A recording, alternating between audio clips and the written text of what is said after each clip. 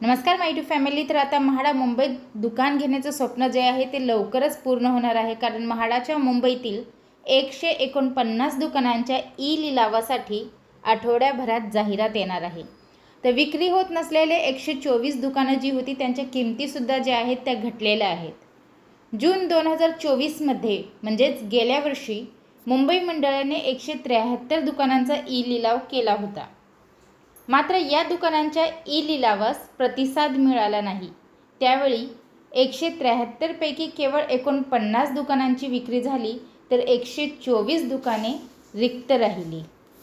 म्हाडाच्या मुंबई मंडळाच्या अखत्यारीतील 149 दुकानांच्या ई लिलावाचा मार्ग जो आहे तो अखेर मोकळा झालेला आहे, कारण सोमवारी म्हाडा उपाध्यक्षांनी ई लिलावाच्या प्रस्तावास मान्यता दिल्याने आता आठवड्यातच जाहिरात काढत नोंदणी, अर्ज, विक्री, स्वीकृती प्रक्रिया जी आहे ती सुरू केली जाणार आहे।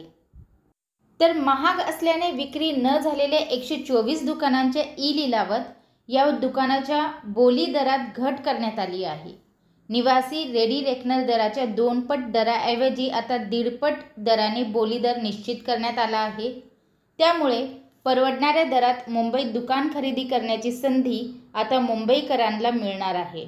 म्हाडाच्या गृहप्रकल्पात रहिवाशांना आवश्यक त्या सुविधा अर्थात पिठाची गिरणी, बँक, भाजी मार्केट, औषधांचे दुकान आदी सुविधा उपलब्ध व्हाव्यात म्हणून काही ठिकाणी दुकाने बांधली जातात। या दुकानांची विक्री ई लिलावाद्वारे केली जाते। मंडळाकडून दुकानाची बोली निश्चित केली जाते। त्या बोलीपेक्षा सर्वाधिक बोली लावणारा अर्जदार हा विजेता ठरतो आणि विजेता ठरलेल्या दुकानदाराला त्या दुकानाचे वितरण केले जाते। त्यानुसार आतापर्यंत शेकडो दुकानांचा ई लिलाव मुंबई मंडळाकडून करण्यात आला आहे। जून 2024 मध्ये मुंबई मंडळाने 173 दुकानांचा ई लिलाव केला होता। मात्र या दुकानांच्या ई लिलावास प्रतिसाद मिळाला नाही। त्यावेळी 173 पैकी केवळ 49 दुकानांची विक्री झाली, तर 124 दुकाने ही रिक्त राहिली। रिक्त असलेली दुकाने ही पवईसह अन्य ठिकाणच्या उपलब्ध झालेल्या 25 दुकानांसह एकूण 149 दुकानांचा ई लिलाव करण्याचा निर्णय मुंबई मंडळाने घेतला।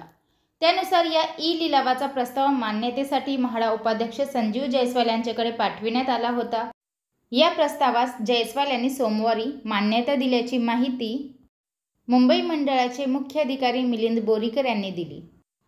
मुंबईतील 149 दुकानांपैकी जुन्या न विकल्या गेलेल्या 124 दुकानांची बोली किंमत अधिक असल्याने प्रतिसाद मिळाला नसण्याची शक्यता आहे। त्यामुळे दुकानांच्या किमतीत काही घट केल्याचेही बोरीकर यांनी सांगितले। दुकानांसाठी निवासी मालमत्तेच्या रेडी रेकनर दराच्या 2 पट किंवा अनिवासी मालमत्तेच्या रेडी रेकनरच्या दराच्या 1 पट जो दर अधिक असेल तो दर लागू केला जातो। पण गेल्या वर्षी दुकाने विकली न गेल्याने 124 दुकानांसाठी निवासी मालमत्तेच्या रेडी रेकनरचा जो दर आहे त्याच्या 1.5 पट दर लावत बोली दर निश्चित करण्यात आल्याचेही बोरीकर यांनी सांगितले। तर दर कमी झाल्याने यावेळी दुकाने विकली जातील असा विश्वासही त्यांनी व्यक्त केला। त्याचवेळी बिंबिसार नगरसह अन्य काही ठिकाणची दुकाने निश्चित वापरासाठी राखीव होती।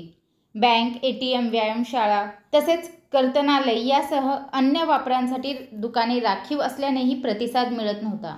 त्यामुळे नियमात सुधारणा करत वापराबाबतची सुद्धा जी अट होती ती काढून टाकण्यात आली आहे असे त्यांनी सांगितले।